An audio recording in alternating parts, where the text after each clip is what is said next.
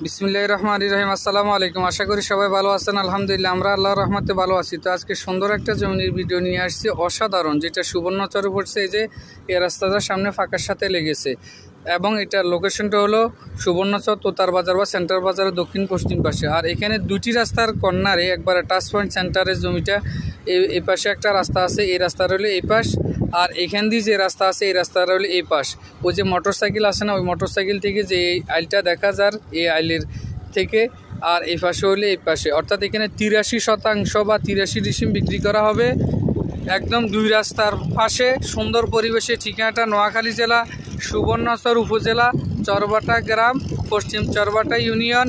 83% দোনোটা রাস্তা সরকারি রাস্তার সাথে বিক্রি করা হবে।